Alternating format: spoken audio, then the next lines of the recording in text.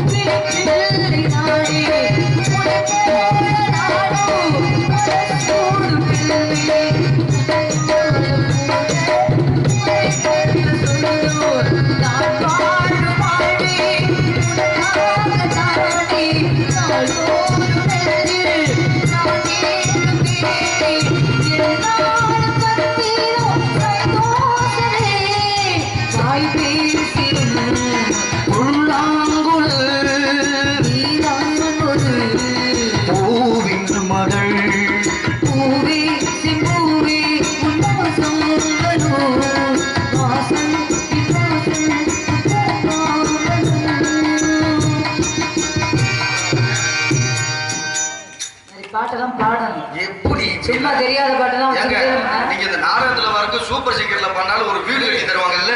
Super சிங்கருக்கு போயிட்டு சூப்பிட்டு வந்துட்டு இதெல்லாம் பாக்குறேன். ஏன் பாரு எதுக்கு பாரு ஏதாவது கேக்குறீங்களா? எல்லாம் உங்களை நினைச்சிட்டேன். சரி ரமேஷ் உன்னைய நினைச்சிட்டேன்.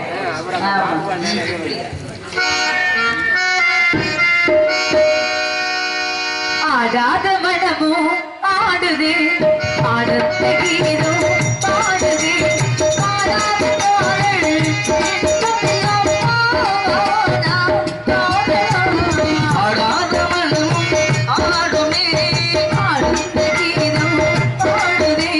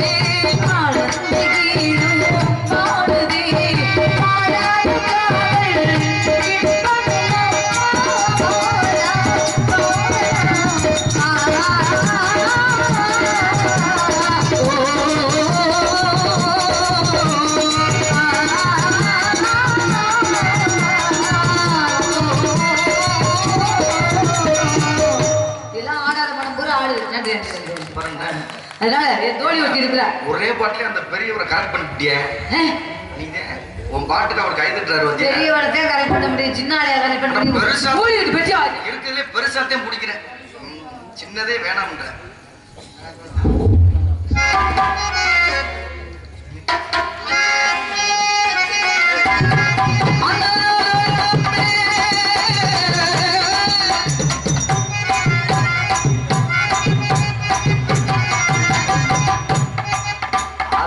ஆத்தி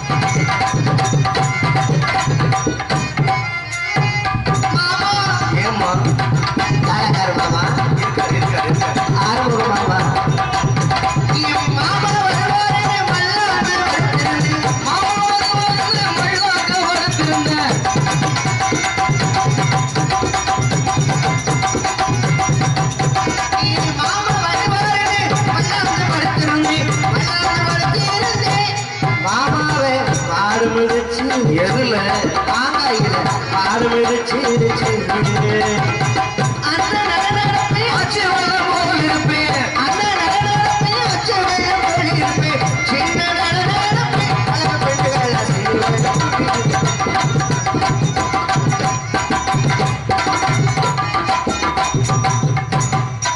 போதும்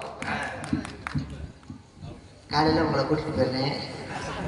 ஆமாம், நமது ஊருக்கு பாதுகாப்பினை வழங்க வந்திருக்கும் மதிப்புக்கும் மரியாதைக்குரிய பாலமேடு உயர் திரு காவல்துறை சார்பு ஆய்வாளர் அன்பையாவை விழாமணி கண்மோடு அழைக்கின்றோம். அப்போதே கூப்பிட்டு நீங்கள் வரல.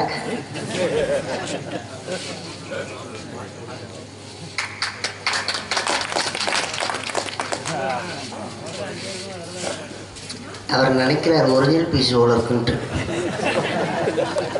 ஏமாந்து போவார். அப்புறம் ஆண்டோண்டு வேற என்ன வரட்டடியா அடிக்கிறீங்களே? இல்ல உங்களை பார்த்தோன்னே பனி நேரம் இல்லையா, இள ரத்தம் அடிக்கிறதுன்னு தோணும்.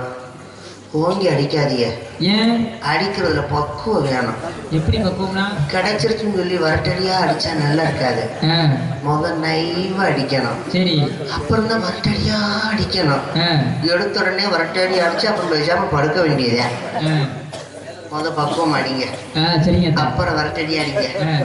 இருக்கட்டும். போய் கண்ணு குட்டி அவுத்து இல்லையா? போயிட்டு வாங்க. அப்புறம் மைசெட்டு என்னப்பா நீ டவுசரை போட்டது இல்லாமல் உள்ள இருக்கிறதெல்லாம் காமிச்சிட்டு இருக்க. டவுசரை மூடு. காலை வேற குத்த வச்சு உட்காந்துக்கிட்டு அந்த ஹோட்டலில் நல்லா தெரியுது. சரி, கண்டு குட்டியை ஊத்துட்டா பாலுக்கெல்லாம் அந்த முட்டை வரும். பால் இருக்கா, குடிக்கலாமா? பால் வராது, மூத்திரந்தே வரும். எனக்கு வேணாம், நமக்கு இன்னொருத்தர் யூடியூப் 2 கேமரா ஓடிட்டு காவலுக்கு போகணும். கண்ணு கருத்துமா காவல் பார்க்கணும். வாடி வெளி வர சொல்லிவிட்டு இவன் எங்கே போனான்னு தெரியல. அடியே அடியே சுட்டு உங்க அப்பா வர்றாரு. அவர் கையில ரூபு தருவாரு. சொப்பன சுந்தரி, அது என்னோட உனக்கு நல்ல பெருசாவே இருக்கு. என்ன காரணம்? 4 மீட்டர் துணிடி. இங்கிட்ட 2 மீட்டர், அங்கிட்ட 2 மீட்டர். கைய சொன்ன பழுக்கா இருக்கு. 4 மீட்டர் துணினா தாவணிக்கு 2 மீட்டர், ஜாக்கெட்டுக்கு 2 மீட்டர். சரி, லேசா ஏத்துடா. யார சொல்ற? மைசெட். அவன் ஏன் கம்பெனி? வர வர நைவா ஏத்துடா. ஏன் கம்பெனின்ட்டு? இந்த மன்னார கம்பெனியா? என் ப்ராப்பர்ட்டில கை வைக்கிறத நிப்பாட்டிக்கு இதோட. அவர் அங்க அந்த பட்டனை பிடிச்சி திருக்கும் போது எனக்கு ஒரு மாதிரியா கூசுது. உனக்கு கூசும். எந்த பட்டனை பிடிச்சி திருவிழானே தெரியல. உனக்கு தெரியுமே கூசுமே அப்படியே. ஏய் உனக்கு என்ன வர பேசுற, உனக்கு என்ன வலிக்குது? நல்லா அழகா இருக்கீங்க. நீ நல்லா அழகாத்தான் இருக்க. ஆமா. அழகுங்கிறது முகத்துல கிடையாது, உள்ளத்துலதான் இருக்கு. அதுதான் என்னமோ தெரியலடி, மனசே சரியில்லை. ஏன் உனக்கு மனசு சரியில்லை? என்ன வாழ்க்கை வர வர எனக்கு உலகையும் வெறுத்து. வாழ்க்கை வெறுத்துருச்சு, உலகம் இல்ல உலகமே வெறுத்து போச்சு. அப்படி சொல்லு முதல்ல. வாழ்க்கையில பொம்பளையா பிறக்கவே கூடாது. கூடாதுன்னு பொம்பளையா பிறந்ததும் போதும். அதுவும் இந்த குடியார கோயிலுக்கு வாக்குப்பட்டு நம்ம அடி வாங்கியே சாக வேண்டியது. அதை வேணா சொல்லுடி. அடிச்சு அடிச்சு அடிச்சு செவரோடி சைடிச்சு கொண்டு வந்துறாங்க. தேட வேண்டியதா கிடக்குது. அதுதானே மனசு அந்த அளவுக்கு புண்ணாயிருது. அடியே எல்லா பெண்களும் ஆசைப்படுறது என்ன? என்ன நம்மள கல்யாணம் பண்ணி கொடுக்கறதுல சந்தோஷமா இருக்கணும் அப்படின்னு எல்லா பெண்களும் ஆசைப்படுறது அதுதான். தண்ணி அடிக்காத புருஷனா இருக்கணும், கஞ்சா குடிக்க இருக்கக்கூடாது, நம்மளை தவிர வேற எந்த பொண்ணையும் பார்க்க கூடாது. இது இழிவு தானே. ஆனா நம்மளுக்கு வர மாப்பிள்ளைய பூரா அப்படியே வராங்க. எப்படி வராங்க? ஆப்போசிட்டா வராங்க. 100ல் 1 அமையுது அப்படி நல்ல விதமா. சரி, அப்படியே அமைஞ்சாலும் நிம்மதியா வாழ முடியுதாடி? இல்ல நான் என்ன சொல்றேன், ஆண்கள் பூரா தண்ணி அடிக்கிறது தப்பு கிடையாது. நிறைய பேர் நிறைய தண்ணி சாப்பிடுறீங்க, நல்லா சாப்பிடுங்க. ஆனா லோக்கல் சரக்கு குடிக்காதீங்க. வேற என்ன சரக்கு குடிக்கணும்? ஒரு 350 ரூபா 450 ரூபாய்க்கு வாங்கி குடிங்க. குடும்பம் உருப்பிட்டுரும். ஏன்னா அப்பதான் வாயில இருந்து வாட வராது. சரி. மானிட்டர்னு ஒரு சரக்கு இருக்குடி அக்காளி, அந்த சரக்கு குடிச்சோம்னா வாயில இருந்து பீவடாதே வருது. கருமத்தை போயிட்டு அந்த சரக்கு குடிச்சுட்டு இந்த கணேஷ் கோயிலுன்னு ஒண்ணு ஓடுறாங்க. அதுக்கு இன்னொரு பேர் இருக்கு, பூஸ்ட். பூஸ்ட் இருக்கான்னு தான் கேட்கறது. அதை போட்டோன்னே எனர்ஜி வருமா, அதை உள்ளங்கையில போட்டு இங்கே வச்சுக்கிதான் தேய்க்கிறது. வச்சு தேய்க்கிறாங்க. லேசா இந்த சிறுநீர் பட்டுச்சுன்னா கொஞ்சம் நல்ல கதக்கு நல்லா இருக்குமா இல்லையா? அப்படி நல்லா அப்படி கசக்கி இந்த வாய் அந்த உதட்டை அப்படி பிடிச்சி இப்படி நீக்குவாங்க. ஆண்டவன் இந்த வாயை எதுக்கு படைச்சிருக்கேன்? நல்ல உணவுகளை சாப்பிட, நல்ல வார்த்தைகளை பேச. இதைத்தானே ஆண்டவன். இந்த உதட்டை அப்படி நீக்கி இந்த கணேஷ் பயில உருட்டி உள்ள தள்ளுவாங்க, அச்சு அட்டப்பு எடுக்கிற மாதிரி. சரி போட்டாலும் பரவாயில்ல, எடுக்கும்போது பாரு இந்த பச்சை பள்ளி மூக்கு நோண்டி அழுக்கிடுப்பாங்க பாத்தியா, அதை உள்ள அப்படி வரல விட்டு எடுத்து சட்டையாரும் நடிக்கிறது. அதை அடுத்த முகத்துல போய் மறுமணி லவக்கு நொட்டிக்கிறோம். அந்த நாத்த வாயோட வீட்டுல போய் பொண்டாட்டி வாயில வச்சு மொத்தம் கொடுப்பியாம் பாரு. அதோட அந்த பொம்பளை மருந்த பூச்சுக்குதான் சாகணும். என்ன வாழ்க்கை? இதுக்கெல்லாம் நம்ம கல்யாணமே பண்ணக்கூடாது. கல்யாணம் பண்ணாம எப்படி சம்பாதிச்சு சாப்பிடுறது? நம்ம நான் 10 பேர் கூட போவேன் நாடகத்துக்கு. நானும் 10 பேரோட போவேன். அப்ப 2 பேர் ஒரே நாடகத்துக்கு சொல்ல வந்தேன். ஒரே கலண்டா போட்டு நம்ம 10 பேர் கூட போவோம். நம்ம பொம்பளைங்க அதிகமா சம்பாதிக்கணும். அதுக்கு என்ன சண்டே இருக்காது தெரியுமா? அதிகமா சம்பாதிக்கணும். ஆண்களுக்குள்ள சண்டை வந்துடும். 100 ரூபா கூட போச்சுன்னா ஆண்கள் சண்டை வந்துடும். பொறாம இருக்கு. என்னடா உனக்கு மட்டும் 100 ரூபா கொடுத்துருக்கேன், நம்மளுக்கு மட்டும் என்னடா இப்படி குறைச்சு கொடுத்துருக்கேன், சண்டை வந்துடும். ஆனா பொம்பளைக்குள்ள அந்த சண்டை வராது. நான் 100 ரூபாய்க்கு வாங்கினாலும் உங்களுக்கு 50 ரூபா பிரிச்சு கொடுத்தேன். சூர்யா, சூரி, நான் என்ன சொல்றேன்னா, எங்க குடும்பம் ரொம்ப கஷ்டப்படுற குடும்பம் தானே. அதெல்லாம் நீ எனக்கு உயிர் தொழில் தானே. நீ அதிகமா பணம் சம்பாதிக்கிறேன்னு கேள்விப்பட்டேன். அதுல என்ன கூட்டி சேர்த்துக்கிறியா? இல்ல நீ சொல்லு, நான் எப்படி சம்பாதிக்கிறேன்னு சொல்லு, நானும் வரேன். அடியாண்டி நீ வேற. வாழ்க்கையில பொம்பளைலாம் நம்மளாம் ரொம்ப பாவம் செஞ்சவகடி, ஆம்பளைலாம் ரொம்ப புண்ணியம் பண்ணவங்க. ஆம்பளைலாம் சம்பாதிக்கிறாங்க. ஏன் சம்பாதிக்கிறாங்க? ஏன் பொண்டாட்டி பிள்ளைகளை சந்தோஷமா பிள்ளைகளை படிக்க வைக்கணும், வீடு வாங்கணும், கார் வாங்கணும். அதுக்குதான். ஆனா பொம்பளை நம்ம சம்பாதிக்க கூடாதா? சம்பாதிக்கலாமே. நம்மளுக்கு நகை நட்டு வாங்கணும் ஆசை இருக்குமா? நானும் வாழ்க்கையில முன்னுக்கு வரணும்னு ஆசைப்பட்டு கடனை உடனே வாங்கி ஒரு ஆப்ப கடை வச்சேன். ஆப்பமா ஆப்ப கடையே புட்டு போச்சு. இட்லி கடை வச்சேன், அதுவும் புட்டு போச்சு. பனியார கடை வச்சேன், அதுவும் புட்டு போச்சு. அதுவும் படுத்து போச்சு. ஊரை சுத்தி கடை வாங்கிட்டேன். என்னால வட்டி கட்ட முடியல. கடை கொடுத்து சும்மா விடுவானா? எப்படி விடுவான்? நாங்கிட்டு சார் முறையில் கேப்பியா? இனிமே இந்த உசுரை வச்சுட்டு வாழக்கூடாதுன்னு சொல்லி வீட்டுக்குள்ள வந்து கதவை சாத்திக்கிட்டு மருந்து குடிக்க போயிட்டேன். இது குடிச்சியா? குடிக்கதான் போனேன். என் வீட்டு பக்கத்துல குடியிருந்த ஒரு கழட்டு முண்டை உள்ள வந்து லவக்குன்னு விஷத்தை தட்டி விட்டா. ஏண்டி சாக போறேன்னு அந்த கிழவி கேட்டா. உடனே அந்த கிழவிட்ட சொன்னேன், ஒரு ஆப்ப கடை போட்டேன், படுத்து போச்சு. படுத்து போச்சு. சிக்கிலி கடை போட்டேன், படுத்து போச்சு. படுத்து போச்சு. பனியார கடை போட்டேன், படுத்து போச்சு. படுத்து போச்சு. எல்லா வியாபாரமும் படுத்து போச்சு. ஊரை சுத்தி கடை வாங்கிட்டேன், வட்டி கட்ட முடியும். என்னால வட்டி கட்ட முடியல. இனிமே நான் எதுக்கு வாழணும் தான் சொன்னேன். உடனே அந்த கிழவி சொல்றா, இருக்கும்ட, எல்லா வியாபாரமும் படுத்து போச்சு படுத்து போச்சுன்னு சொன்னியே, கடைசியா ஒரு வியாபாரத்தை சொன்னியே, அந்த வியாபாரத்தை செஞ்சியான்னு கேட்டா. என்ன வியாபாரம்? யோசனை பண்ணி பாரு. படுத்து போச்சு.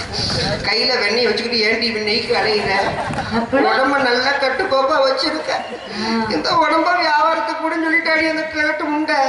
நான் அதிகமா சம்பாதிக்கணும்டி, அதுக்கு என்ன பண்ணலாம்? இருந்தாலும் எனக்கு அந்த டீலிங் ரொம்ப பிடிச்சிருந்துச்சு. ரொம்ப நல்லா இருந்துச்சா? கொஞ்சம் யோசனை பண்ணி தான் பார்த்தேன். என்னென்ன களி செத்ததுக்கு அப்புறம் இந்த உடம்பு என்ன செய்வாங்க?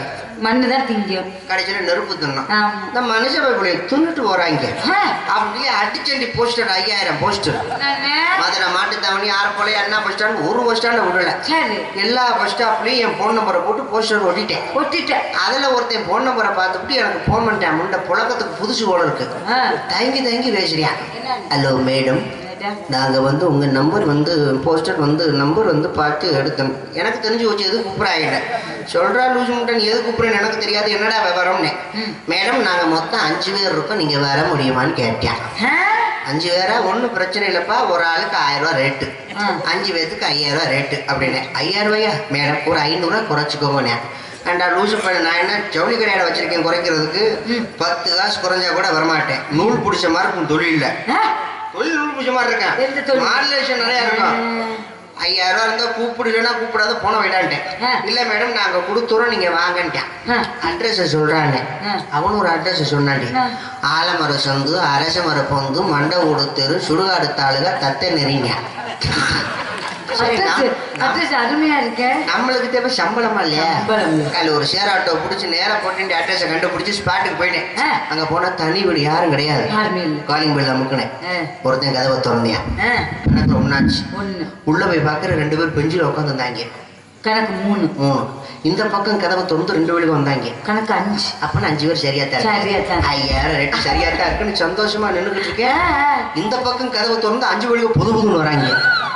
ஆக மொத்தம் 10 பேர். எனக்கு நானும் மண்டை காஞ்சி போச்சு. நீ தான் சரி தொழில் நூல் பிடிச்சா லூசு பள்ளிகள் 5 பேருக்கு 5000 ரேட்டுன்னு சொல்லி 10 பேர் நிக்கிறீங்க, என்னடா விவரம் தான் கேட்டேன்ல.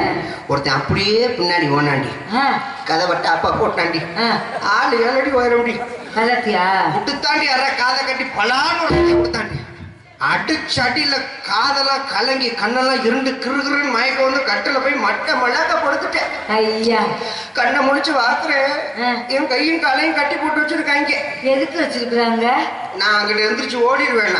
அப்புறம் வரிசையில நிக்கிறாங்க. நீ மொட்டை குண்டி சாமியா, நிர்வாண சாமியா, பொங்கச்சோர் வாங்குற மாதிரி நிக்கிறாங்க. குடுத்தியா? நான் நினைச்சிட்டு இன்னைக்கு நம்மளை கொண்டு கொலையாக்க போறாங்க. என் கொலை சாமியை தான் காப்பாத்தணும்னு சொல்லி சாமியை கும்பிட்டுக்கிட்டேன். அத்தை உதலத்தை சிட்டு முடிச்சு கிளம்பிட்டேன். அப்பா ஒருத்தன் ஷிப்ட முடிச்சுட்டேன். மீதி 9 பேர் தானே சமாளிச்சு போடலாம் தான் நினைச்சேன்ல. கிளம்புன முண்டை மறுபடியும் வரிசையில போய் தான் நிக்கிறேன். எதுக்கு மறுபடியும்? நான் என்ன கோட்டன் கோழி பிரியாணி கொடுத்தேன். அதுக்கு என்ன பண்ண? அப்ப தாண்டி நினைச்சேன், இனிமே எந்த பிசினஸ் பண்ணாலும் தனியா பண்ண பேசாம கூட்டணிக்கு ஒரு ஆளை சேர்த்துக்கிட்டோம்னா நம்மளுக்கு முடியலன்னா அது பாத்துக்கிறோம். சேர்த்துக்கிட்டியா? அதனால அந்த பிசினஸ்ல ஒன்னையும் சேர்க்கலாம் இருக்கேன். நீ தானே வீடு கட்டணும்னு சீக்கிரம் கட்டிடுவேன். ஐயப்பா சரி அம்மா கூப்பிடுமா? அம்மா அழைப்பமா? அம்மா